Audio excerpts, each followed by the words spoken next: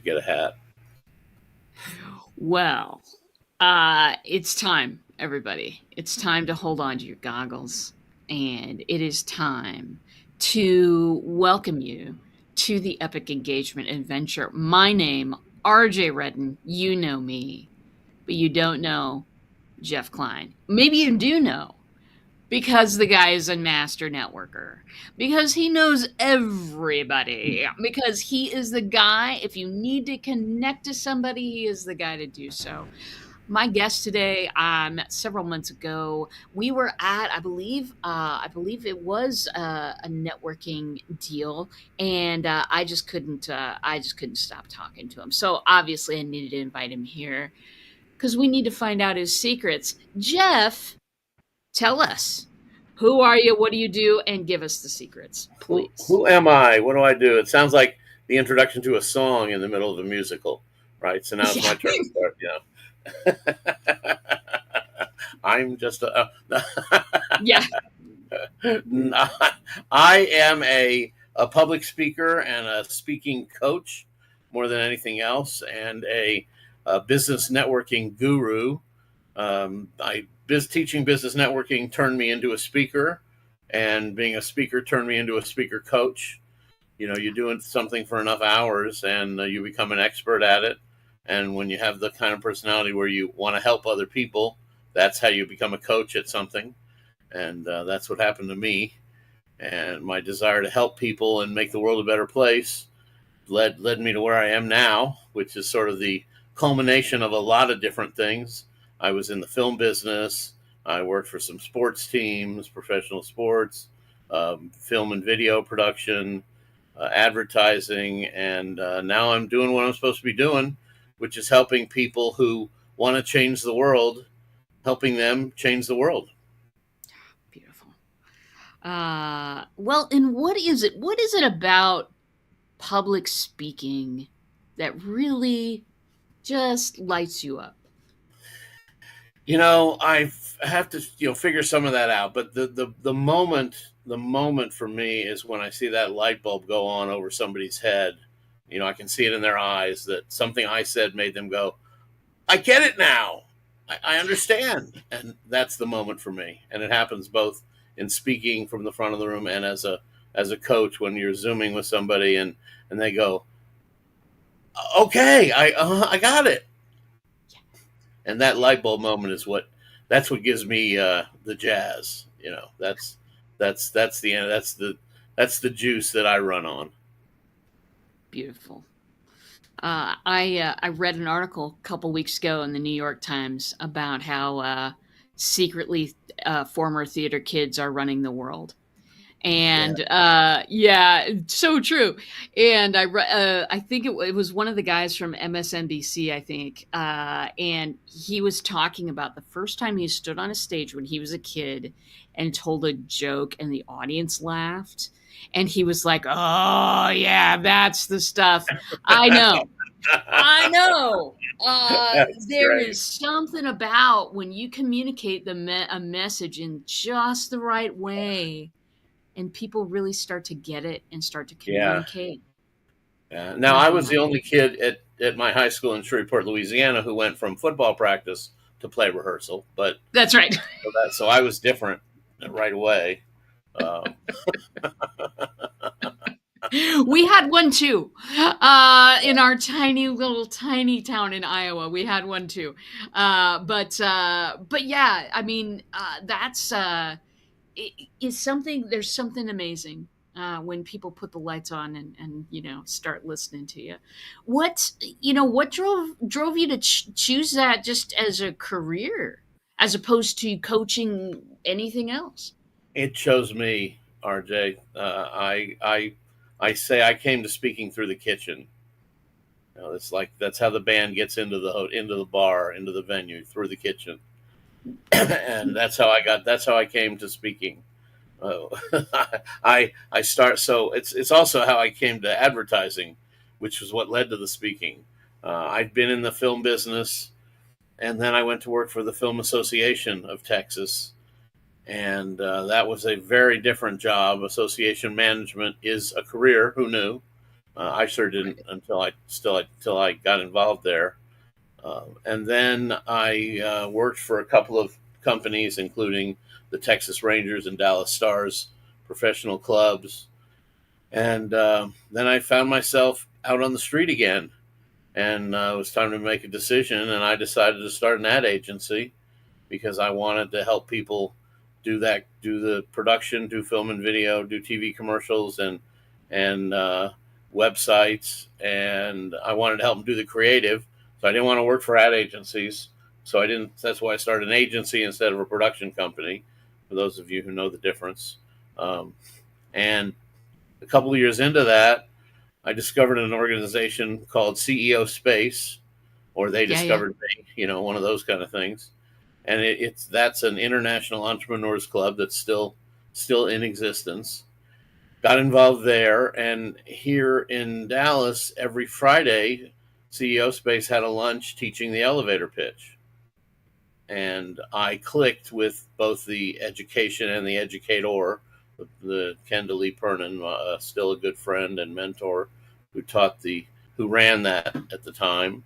And I started helping at the lunch and filling in when she wasn't available. And one day somebody said, "Hey, Jeff, would you come do that 30-second commercial thing you do on Fridays at our meeting?"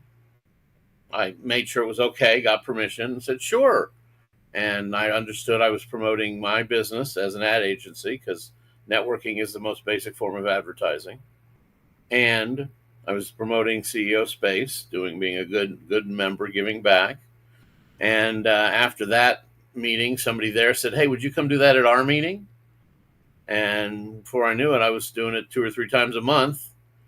And the karma aspect was that I had also joined the National Speakers Association as a vendor. The North Texas chapter of NSA was, for 1 year of their 30-something years of existence, offered a vendor membership. And that was the 1 year I was involved and I joined. Nice. And unlike some of the other vendors, I stayed in for the meetings and got the education. Yeah. So I'm speaking and I'm getting education like a professional speaker. And I'm paying extra for some of the extra education that they offered. And things just kept rolling. And there was one day where and it was the week of my birthday in 2007, where I got 3 calls to speak that I didn't solicit. And they called from somebody saying, "Hey, so and so said you need Jeff Klein." And I said, "Okay, I'm done. I'm no longer a free speaker." There you go. But I'm a speaker who is willing to waive his fee for the right opportunity. Yeah. So the money didn't change, but the attitude did. And then I set a goal to speak once a week. That was in 2006. I set a goal to speak once a week in 2007. Did that, and set a goal to speak twice a week in 2008, and did that for 2 years. So 2010 rolled around. I'd spoken 250 times in 3 years. I closed the ad agency, turned Speaker Co-op into my business. Speaker Co-op had been going for 4 years as a monthly lunch. And we'd been teaching people about speaking for business and speaking to get results. And I had some coaches show up and help me systematize what I'd already been doing and teaching. And now it's, how to turn a 20-minute talk into clients and leads. Yeah. And one of my taglines is money after the applause. Because lots of folks are good at getting applause, but they're not good at getting results that turns into revenue. Yeah. Yeah. And I've cracked that code and showed how it works for other people, not just me. Yeah. So now the pinnacle of that is the class called 10 Stages in 10 Weeks, which is a group Zoom for 3 or 4 speakers or business owners who understand speaking is one of the best ways to market themselves. Yeah. And we show them how to do it, how to get in front of the rooms, how to pick the right rooms for them, how to get the results they want, and how to turn 20 minutes into clients and leads. And now I tell people that it's a lot less. Our mom said, learn from your mistakes. It's a lot less painful to learn from somebody else's mistakes. Yeah. So I got the road rash. I got the scars. You don't have to. Took me 4 years to figure it all out. Now I teach it in 10 weeks, and helping folks speak down the street and around the corner, and virtually, of course, as well, because there's tweaks you got to make to do this virtual speaking thing. It's not exactly the same Right. as being in the room, and helping folks change the world. There you go. Well, part of what I love about you is that this, like just all of this started as this heartfelt drive to help others. Yeah. This wasn't an influencer type. You didn't start out as a Kardashian. You know what I'm saying? Right. Yeah. Yeah. I'm the kid of social workers. Yeah. Literally. Yeah. Factually, that is the truth. Yes. Holy moly. Yeah, I mean, it's that is just a delight. And a lot of my people, my coaches, heart-driven coaches, that's who I serve. A lot of my people, kind of one of the things that they have is that they really, really want to, network and be in front of people and do all that kind of stuff. But turning that into a relationship further than that is often something that they just have a really tough time with. And you started the networking. What made you want to start the networking? It was I made the mistake of coming up with the idea. And we had a coffee that I put together for 5 or 6 of us who were speaking for different reasons. And at one point during the meeting, I said, "Look, why don't we just start a lunch for people doing what we're doing and invite everybody we know who's doing it?" And they went, "Great idea, Jeff. Why don't you start a lunch and we'll support you?" And well, we all know that's where great ideas go to die. Right. But in this situation, I ran with it and took the responsibility, and they helped. And if they hadn't helped, it wouldn't have happened. One guy said, "My building has a cafeteria. We can have the meeting there," and he worked on that. And somebody else said, "Well, have you ever used Evite? That's a thing we can use." And somebody else. So everybody did chip in, and they invited their people too. And at the first meeting in January of 2006, we showed up and there were 50 people there. Yeah. And holy cow, what's going on? Well, this is something. And we didn't have time to do everything on the agenda with 50 people there, because we had 2 15-minute spotlights arranged, and everybody wasn't going to be able to do the elevator pitch. And of course, that was my bread and butter, was teaching people the elevator pitch. So I came up with a unique way for us to introduce ourselves with what was important in that setting. And I told everybody, okay, so what we're going to do is we're going to do quickie introductions. Tell us 2 of your speaking topics, 2 groups you want to speak to, and your name in that order. And it got to be a running gag where if you didn't conform to that, everybody in the room would say topics, groups, name, and and make you conform to our format. Yeah. And when you go, I'm Joe, and 60 people go topics, groups, name, you usually conform. Yeah. Oh yeah. It's a little intimidating if you don't. Yeah. Yeah. And it was great, and we still do it that way. When so much of public speaking and running events and groups like that is being fast on your feet and being able to make decisions on the fly, like you just demonstrated. you also said you started out with the 30-second pitch. How much has that 30-second pitch needed to pivot since 2020? Well, actually, the way I teach it, it hasn't. Not since 2020. The changes of the on the way I teach the elevator pitch happened early in the teens, Okay. because we were the main thing I teach is, so there's people teaching the elevator pitch for investors, and the elevator pitch I teach is that 30 seconds you do at a networking event, at Yeah. a meeting, at a BNI, at a chamber of commerce, where you have 30 seconds where you get the cowbell. And your goal in that 30 seconds, in my opinion, is to get somebody to write down an introduction for you and Yeah. give it to you. But what's changed is the introduction you ask for is no longer customers, it's partners. And that's the main difference, is teaching people to ask for a referral partner instead of a customer. Yeah.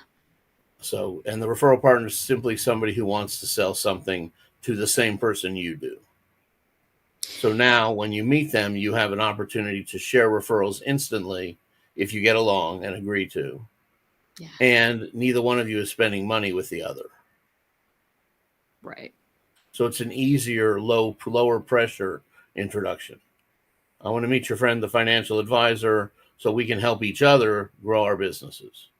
Yeah. Would you make that introduction? That's an easier introduction for people to make. Yeah. And that's the biggest change. Why did you decide that that change was necessary? Was there a set of events, or was it just, hey, I think things are going this way? It was a matter. It was too many people living in scarcity and being afraid to introduce their customers to somebody. Because if my customer spends money with you, they won't spend money with me. Oh my God. Which is baloney, but it's how a lot of people spend their day. Yeah. Living in scarcity. And it's really hard to get somebody out of the scarcity mindset. But if you talk to them about power partners or referral partners, you don't have to change their mindset to get that introduction. Yeah. Yeah. Lot easier. Yeah. Yeah. It's a lower barrier to entry. Yeah. And I teach people that the introduction is not a reputation. It's not, your reputation isn't on the line when you make an introduction. Could you explain that part? Because I think not a lot of people understand that. If you make a recommendation, you can put your reputation on the line. When you say, "This is this person makes the best ice cream in the world, I guarantee it," that's a recommendation. But if it's, I met this guy and he makes ice cream for a bunch of restaurants.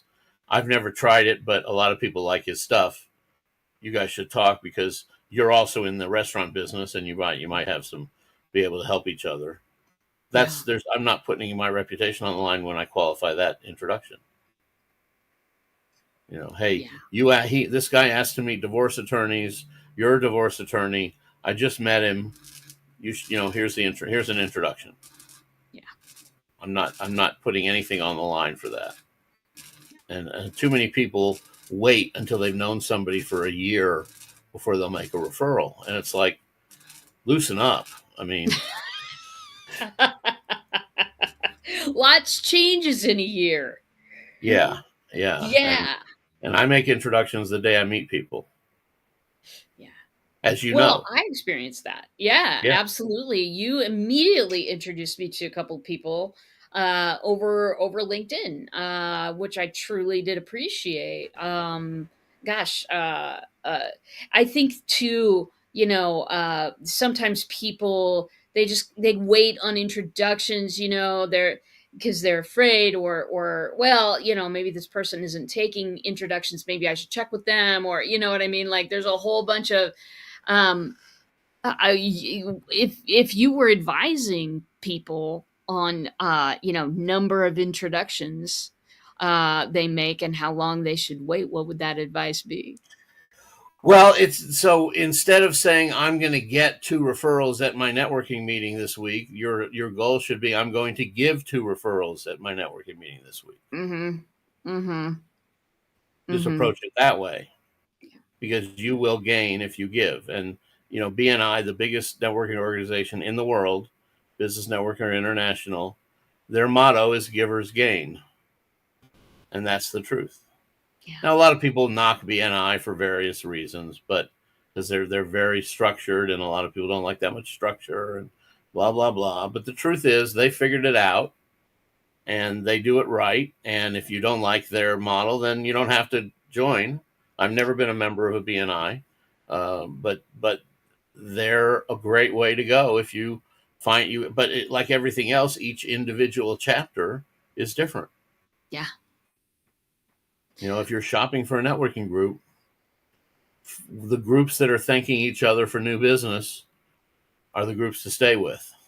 Yeah. And the groups that are not, the groups that are thanking each other for coffee, but there's no business there, or the groups that are only doing business with each other and aren't referring business to people from outside the room, those are the groups to run away from.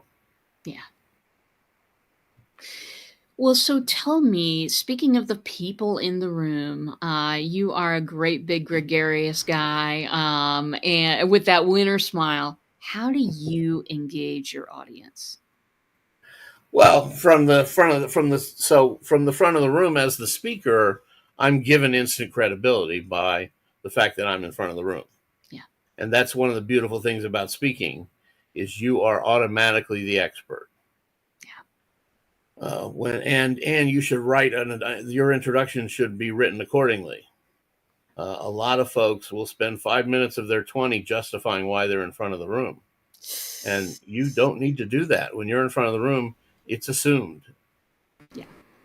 And you can throw in things that'll add to your credibility. When I was at Harvard, blah blah blah. I mean, whatever.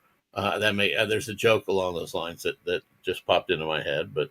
It's one of my favorite Aggie jokes. But anyway, if we have time, I'll be glad to tell it. But so when you're the speaker, you have instant credibility, and you should own that. Yeah. When you're networking, start with the best question you can ask, which is not "What do you do?" or "How are you?" The best question you can ask when you walk into a networking room is, "What do you need next? Who are you looking to meet?" Some form of "Who do you want to meet?" And you'll confuse people because they'll go, "I'm fine." No. Who do you want to meet? Well, what do you mean? Well, are you here to network? What's a good referral for you? Yeah. And then they'll tell me beside, the ones who are good will give me a good answer, and the other ones who are less experienced will say, anybody, everybody.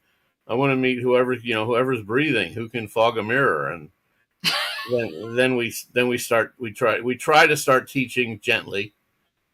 Are you open to feedback? But usually I just ask more questions, like, what job title has given you a great referral recently? Yeah. That's a good one. Yeah. And that's how you start getting to the referral partners kind of thing. And who do you get your referrals from? And the answer that'll make you crazy if you let it is, oh, my clients are my best referral source. Well, you know what? They should be if you do a good job. Truth. But they're not a referral partner. And you don't walk into a networking meeting, "I'd like to meet more of my clients to give me referrals." It's not why you're here, dude. It's thank you for sharing, but who else can be a good referral partner for you? It's that other person who's trying to sell to. Tell me about that client. Okay, so does that mean that so-and-so who's also selling them something is a good idea for a referral partner? Right. And when I speak about this, I'll have somebody describe a target prospect of theirs, or who's your best customer. And then I'll turn to the room and say, who else would like to have that person as a customer? Okay, everybody who raises their hand is a potential referral partner for you. That's only potential. We got to kiss a lot of frogs before we find those princes and princesses to become partners with, because we have to be simpatico with them. You can't just be anybody. Can't just be anybody. I've also heard people And these are not people I want to do business with at any time. They run around the room asking, how big's your list? I mean, Yeah. and Oh, that's who nice. they choose. Yeah. Oh, Yeah. loves. And right. Yeah. The one who gets the most business cards at the end of the meeting isn't the winner. No, no. I would rather have deeper connections. I'm quality over quantity Yeah, absolutely. any old Absolutely. day. Yeah. Yeah. Yeah. Holy moly. Well, and one of the things that I have heard, and this always, when I heard it, it made so much sense. As an opening question to say, what are 3 or 4 things your clients might say right before they need you? So that That's a I good can one. recognize, what they sound like. Yeah, and when I had the ad agency, I created ad agency bingo, where every square on the bingo was a phrase that somebody would say that would, when you hear that phrase, you should tell them they need to meet me. Yeah, there you go. Yeah. Love that. So Well, yeah, absolutely. I'm gonna drop some information in here, everybody, into the I just messed that up, into the chat. Hopefully, I will get around to it. But y'all ought to get a hold of Jeff. And here's the thing. It's about working smarter. It's about finding ways in that aren't the absolutely usual, hey, what do you do for a living, standing there in a networking thing. And it's also about getting and keeping people's attention, without using gimmicks, without using tired, you know what I mean?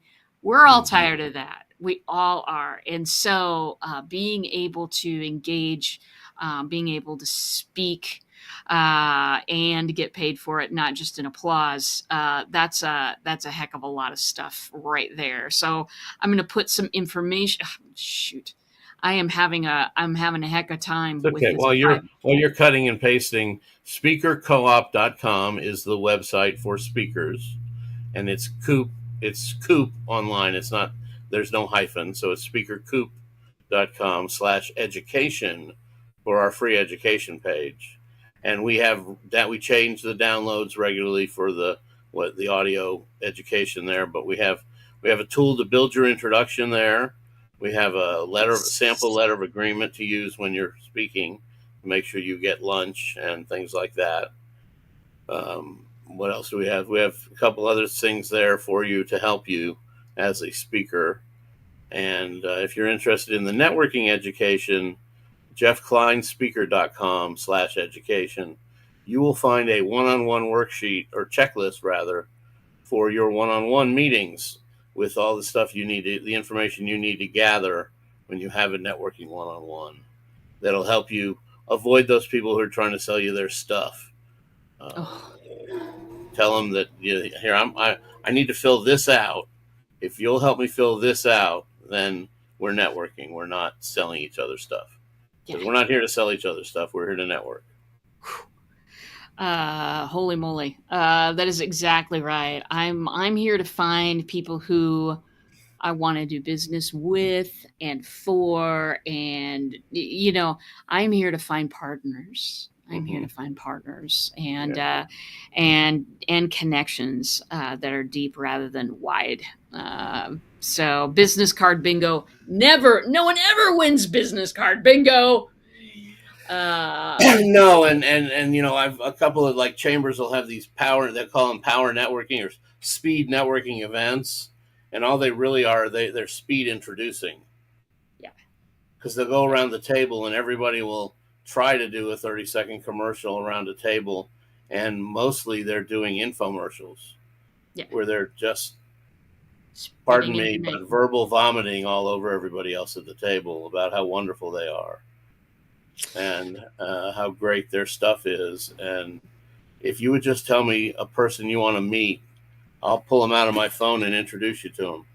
But if you just say, "Oh, everybody needs my stuff," or "Anybody needs my stuff," I stopped listening. Yeah. Yeah. Because if they're not focused, if they're aiming for everybody, they won't get anybody. Mm-hmm. Yeah. Yeah. Uh, You market with a laser, not a laser, not a rifle, a shotgun, and not a shotgun. I mean, yeah.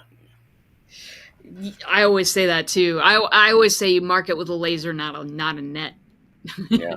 Yeah, that works. Beautiful. Well, listen, folks, if you've ever been in a networking meeting and you find yourself verbal vomiting all over people when they say, "What do you do?" Or if you have been at those meetings and you've been verbally vomited on, this is the guy to go see about that. He has a special vomit bag. It's invisible, but it works, and the ability to catch that and turn it into something valuable, from vomit to valuable, that you can't possibly miss that, Wow. Oh, unless you want to. yes, such command of the language, RJ. It's a hidden talent. Real hidden. Anyway, I want to thank you for coming on and talking to my audience today. It's a pleasure to talk to somebody so heart driven. It's Thank a you. pleasure to talk to somebody who does business and has other people's good in their mind. You know, it has doing other people good in their mind. And if you talk to Jeff for just a minute, and I've dropped plenty of links in the chat so that you will understand. You will understand the value. So I encourage you all to do that. And holy moly, thanks again, Jeff. And You're welcome. yeah. Well, and that's it for us. Hey, my friends, Unmasking AI happening next week on Wednesday. Come see me on Thursday. We will be here, same bot channel, same bot time, and we can't possibly have a better guest than we had this week. But you know we're gonna try. And that's it from Jeff and I. Let's wave to the audience, Jeff.